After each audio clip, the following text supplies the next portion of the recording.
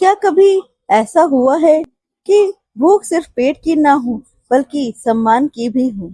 एक साधारण सी दोपहर का भोजन कैसे इंसान की गरीबी, मजबूरी और रिश्तों की सच्चाई खोल देता है। इसी मार्मिक कहानी को लिखा है महान कथाकार अमरकांत जी ने। आइए सुनते हैं दिल को छू लेने वाली कहानी, दोपहर का भोजन।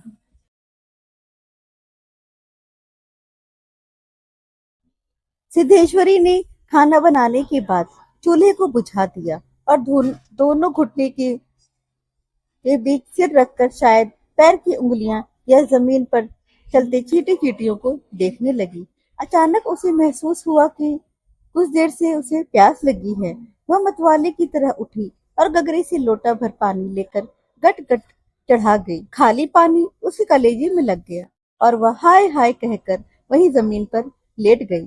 आधे घंटे तक वहीं उसी तरह पड़ी रहने के बाद उसके जी में जी आया। वह उठ के बैठ गई, आंखों को मल मल कर इधर उधर देखा और फिर उसकी दृष्टि उसारे में अध टूटे खटोले पर सोए अपने 6 वर्षीय लड़के प्रमोद पर जम गई।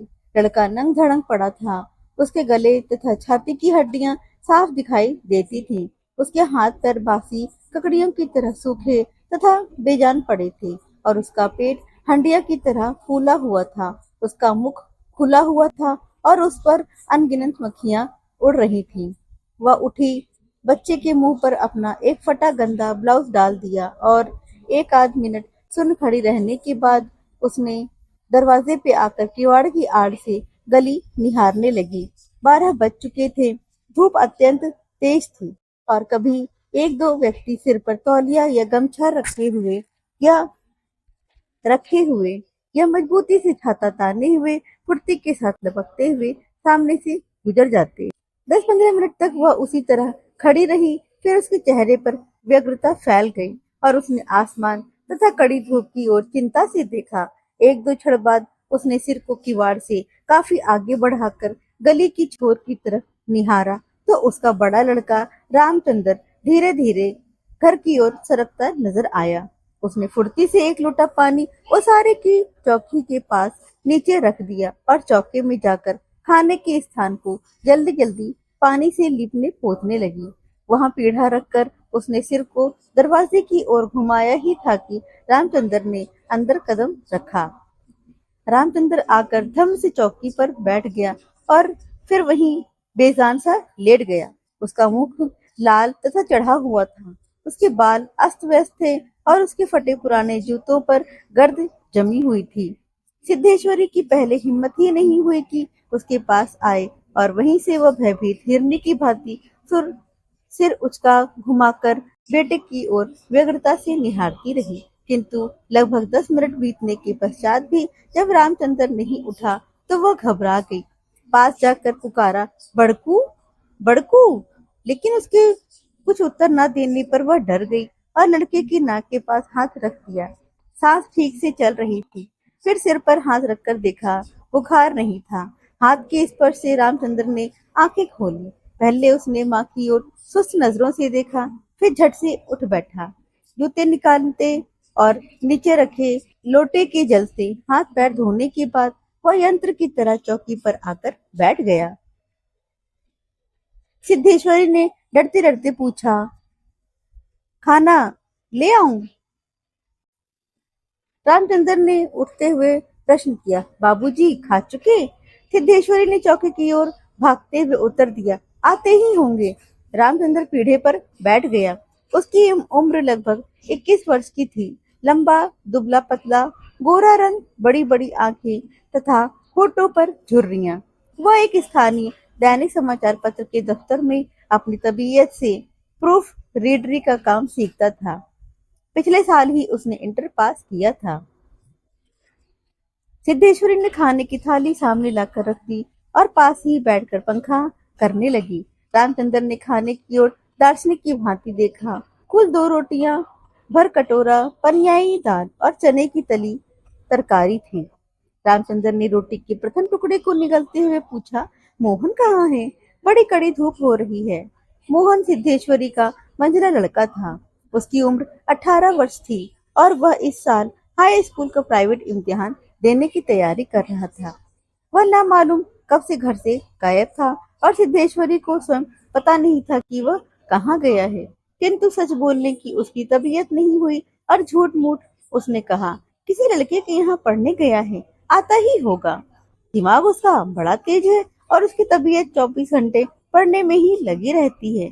हमेशा उसी की बात करता रहता है। रामचंद्र ने कुछ नहीं कहा। एक टुकड़ा मुख में रखकर भरा गिलास पानी पी गया, फिर खाने लग गया। वो काफी छोटे छोटे टुकड़े तोड़कर उन्हें धीरे धीरे चबा रहा था।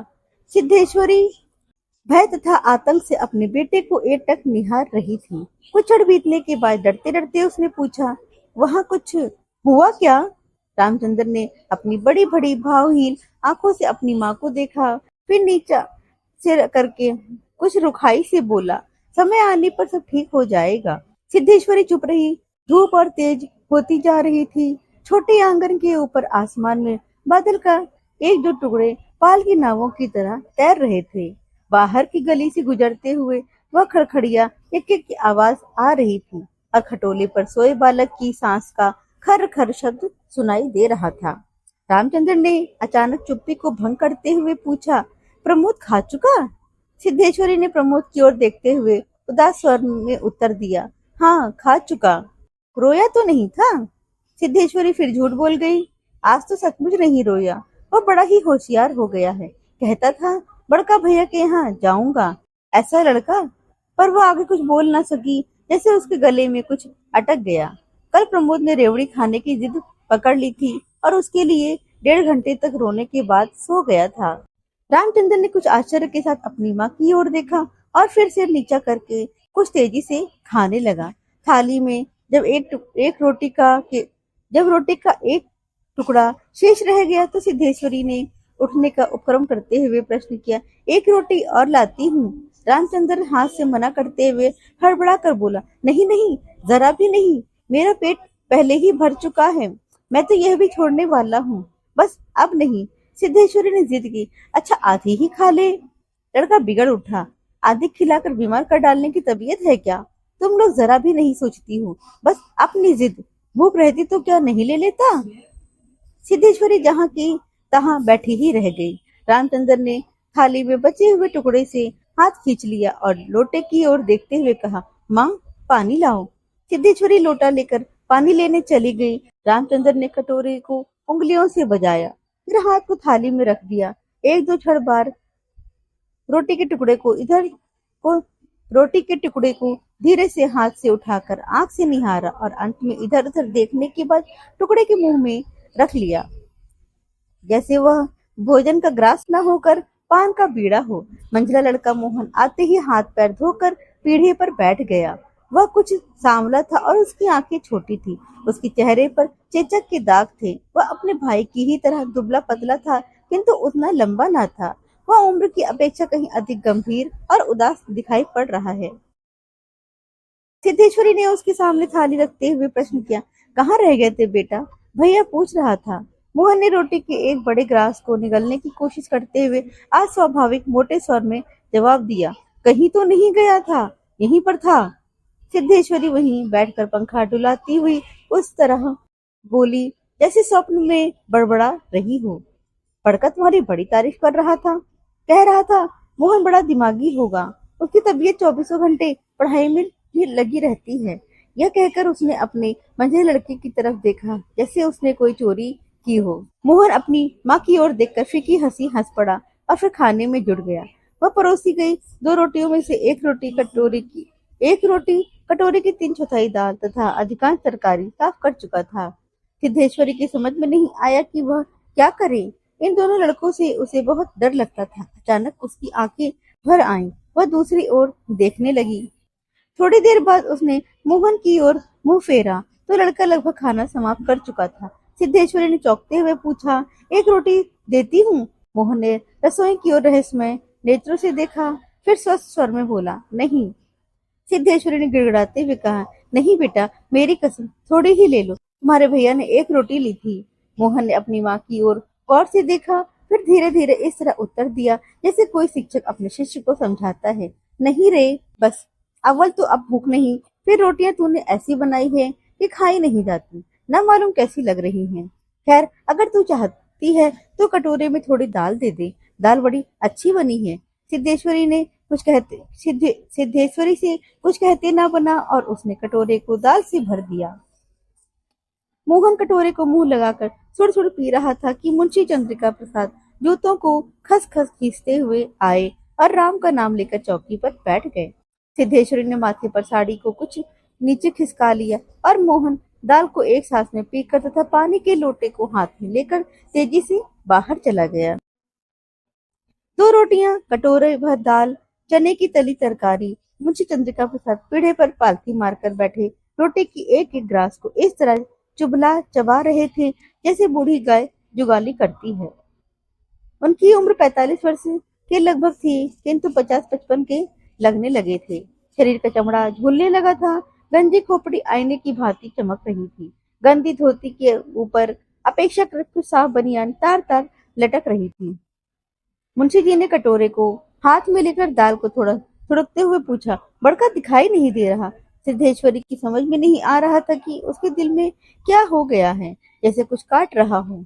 पंखे को जरा और जोर से घुमाती हुई बोली, अभी अभी खाकर काम पर गया है, कह रहा था कुछ दिनों में नौकरी लग जाएगी, हमेशा बाबूजी बाबूजी किए रहता है।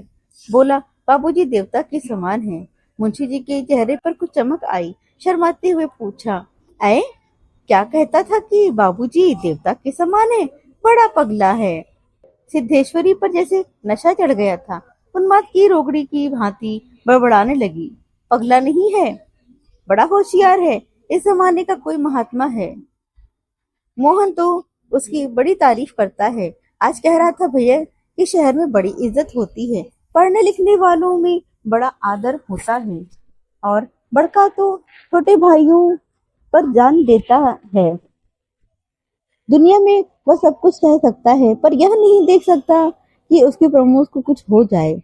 मुंशी जी दाल लगे हाथ को चाट रहे थे। उन्होंने सामने की ताक की ओर देखते हुए हंसकर कहा, बड़का का दिमाग तो खैर काफी तेज है, वैसे लड़कपन में नटखट भी था, हमेशा खेल कूद में लगा रहता था। लेकिन यह भी बात थी कि जो सबक मैं उसे याद करने को देता था उसे बर्राक रखता था। असल तो यह है कि तीनों लड़के काफी होशियार हैं, प्रमोद को कम समझती हो? यह कहकर वह अचानक जोर से हंस पड़े। मुंशी जी डेढ़ रोटी खा चुकने के बाद एक गिलास से युद्ध कर रहे थे। कठिनाई होने पर एक गिलास पानी चढ़ा लिया, फिर खर खर खांस कर खाने लगे। फिर चुप्पी छा गई। दूर से किसी आटे की चक्की की पुक पुक आवाज सुनाई दे रही थी और पास की नीम के पेड़ पर बैठा कोई पंडूक लगातार बोल रहा था। सिद्धेश्वरी की समझ में नहीं आ रहा था। बोली, मालूम होता है आज। सिद्धेश्वरी की समझ में नहीं आ रहा था कि क्या कहे। वह चाहती थी कि सभी चीजें ठीक से पूछ ले, सभी चीजें ठीक से जान ले और दुनिया की हर चीज पर पहले की तरह धड़ल्ले से बात करे, पर उसकी हिम्मत नहीं होती थी। उसके दिल में जाने कैसा भय समाया हुआ था। अब मुंशी जी इस तरह चुपचाप दुबके हुए खा रहे थे जैसे पिछले 2 दिनों से मौन व्रत धारण कर रखा हो और उसको कहीं जाकर आज शाम को तोड़ने वाले हों। सिद्धेश्वरी से जैसे नहीं रहा गया। बोली, मालूम होता है अब बारिश नहीं होगी। मुंशी जी ने एक क्षण के लिए इधर उधर देखा, फिर निर्विकार स्वर में राय दी, मक्खियां बहुत हो गई हैं। सिद्धेश्वरी ने उत्सुकता प्रकट की, फूफा जी बीमार हैं, कोई समाचार नहीं आया? मुंशी जी ने चने के दानों की ओर इस दिलचस्पी से दृष्टिपात किया जैसे उनसे बातें करने वाले हों। फिर सूचना दी, गंगा शरण बाबू की लड़की की शादी तय हो गई है, लड़का एमए पास है। सिद्धेश्वरी हठात चुप हो गई। मुंशी जी भी आगे कुछ नहीं बोले। उनका खाना समाप्त हो गया था और वे थाली में बचे कुछ दानों को बंतर की तरह बीन रहे थे। सिद्धेश्वरी ने पूछा, बड़का की कसम, एक रोटी देती हूँ, अभी बहुत सी हैं। मुंशी जी ने पत्नी की ओर अपराधी की तरह तथा रसोई की ओर कनखी से देखा। तत्पश्चात किसी घुटे उस्ताद की भांति बोले, रोटी रहने दो, पेट काफी भर चुका है, अन्न और नमकीन चीजों से तबीयत उब भी गई है। तुमने व्यर्थ में कसम धरा दी। खैर, कसम रखने के लिए ले रहा हूँ। गुड़ होगा क्या? सिद्धेश्वरी ने बताया कि हंडिया में थोड़ा सा गुड़ है। मुंशी जी ने उत्साह के साथ कहा, तो थोड़े गुड़ का ठंडा रस बनाओ, पीऊंगा। तुम्हारी कसम भी रह जाएगी, जायका भी बदल जाएगा, साथ ही साथ हाजमा भी दुरुस्त होगा। हाँ, रोटी खाते खाते नाक में दम आ गया है। यह कहकर वे ठहाका मारकर हंस पड़े। मोदी जी के निपटने के पश्चात सिद्धेश्वरी उनकी जूठी थाली लेकर चौके की जमीन पर बैठ गई। बटलोई की दाल को कटोरे में उड़ेल दिया, पर वह पूरा भरा नहीं। छिपुली में थोड़ी सी चने की तरकारी बची थी, उसे पास खींच लिया। रोटियों की थाली भी उसने पास खींच ली। उसमें केवल एक रोटी बची थी, मोटी, भद्दी और जली। उस रोटी को वह जूठी थाली में रखने जा रही थी कि अचानक उसका ध्यान उसारे में सोए प्रमोद की ओर आकर्षित हो गया।